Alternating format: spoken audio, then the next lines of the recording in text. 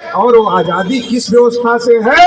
इस व्यवस्था में अंग्रेजों के बारे में इस देश में बहुत चर्चा हो और बहुत लोग इस बात का प्रचार प्रसार करते रहते हैं कि हमने अंग्रेजों को भगा दिया इसीलिए हम राष्ट्रभक्त हैं। इस बात का प्रचार प्रसार करते रहते हैं। कुछ लोग मैकाले को गाली देते रहते हैं, लेकिन मैकाले की शिक्षा नीति के पहले क्या हमारे लोगों को पढ़ने लिखने का अधिकार था? अंग्रेजों के आने के पहले क्या हमारे लोगों को पढ़ने लिखने का अधिकार था? धन संपत्ति रखने का अधिकार था? बोलने सुनने का अधिकार था?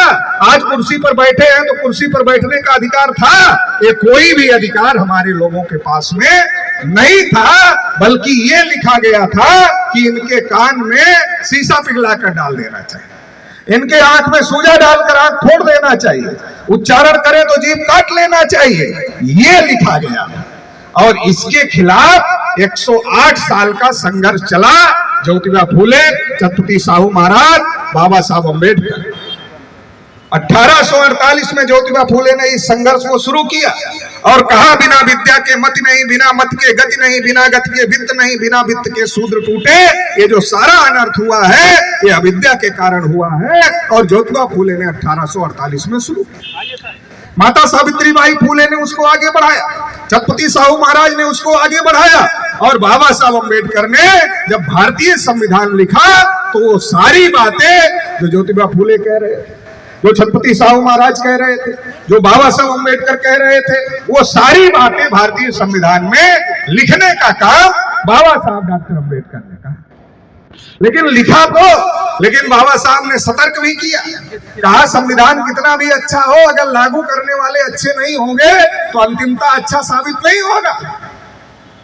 तो लागू करने वालों की ताकत किसके पास है भाई? लागू करने की ताकत किसके पास है?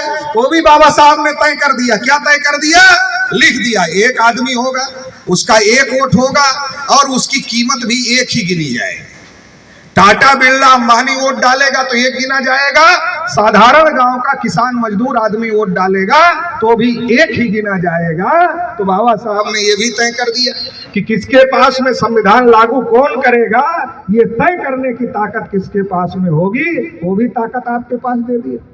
नहीं तो ये लोग तो चाहते थे केवल इनकम टैक्स देने वालों को वोट का अधिकार होना चाहिए, केवल ग्रेजुएट लोगों को वोट का अधिकार होना चाहिए, सबको नहीं होना चाहिए।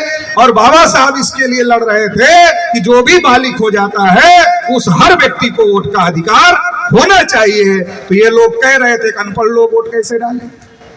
तो बाबा साहब अम्बेडकर ने कहा ये समस्या है, अनपढ़ लोग वोट कैसे डालेंगे, लेकिन उसका समाधान है। उसका समाधान क्या है? चुनाव चिन्ह बना दिया जाए। मान लीजिए रामलाल नाम का कोई आदमी चुनाव लड़ रहा है और बैलेट पेपर पर रामलाल छप के आएगा तो अनपढ़ आदमी पढ़ नहीं पाएगा, वोट नहीं डाल पाएगा।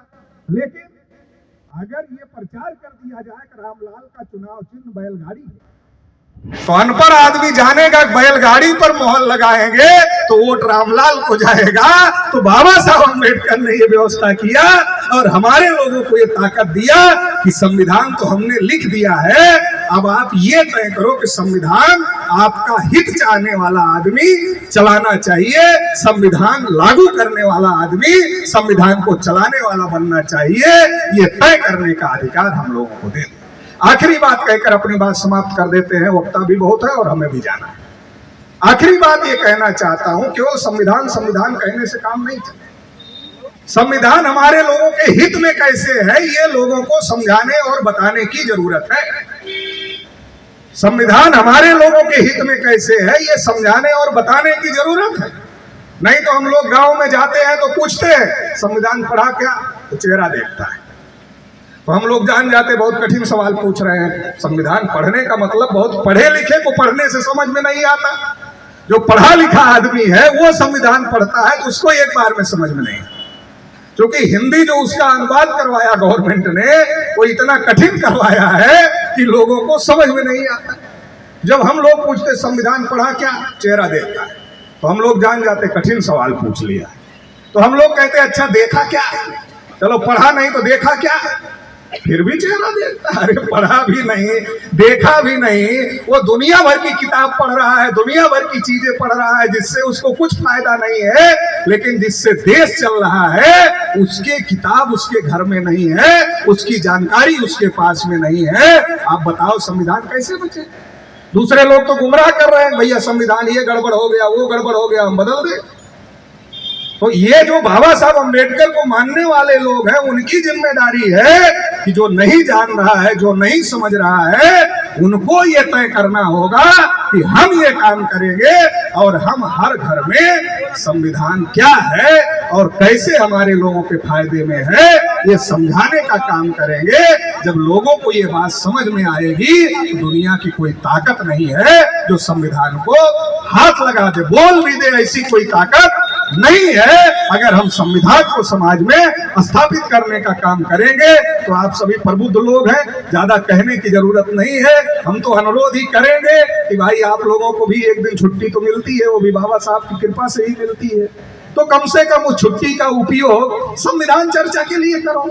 लोग बहुत सारी चर्चा गांव-गांव करवा रहे हैं, हमारे लोगों को मूर्ख बना रहे हैं। अरे तो आप तो ज्ञानी बनाने के लिए संविधान चर्चा करो, आप संविधान की विशेषज्ञ हो, संविधान चर्चा करो गांव-गांव। अगर वकील ये बात तय कर ले कि हम गांव-गांव संविधान चर्चा करेंगे तो बहुत बड़ा फायदा इस देश को होने वाला है और इस देश के अंदर संविधान और लोकतंत्र और जो बाबा साहब चाहते थे वो हो जाए। क्योंकि बाबा साहब कहते थे जिस समाज में 10 डॉक्टर, 20 इंजीनियर, 30 वकील पैदा हो जाए, उस समाज की तरफ कोई आंख उठाकर नहीं देख सकता है। तो आज आप लोगों ने यह कार्यक्रम किया, इसके लिए हम आपको बहुत बहुत धन्यवाद देते हैं, सफल कार्यक्रम के लिए बधाई देते हैं। साथ ही ये उम्मीद भी करते हैं कि बाबा साहब ने आपसे जो उम्मीद किया था उस पर आप कुछ कदम चलने की कोशिश करेंगे। इतना ही कहते हुए आप सभी लोगों ने मुझे सुना, इसके लिए बहुत बहुत आभार, बहुत बहुत धन्यवाद।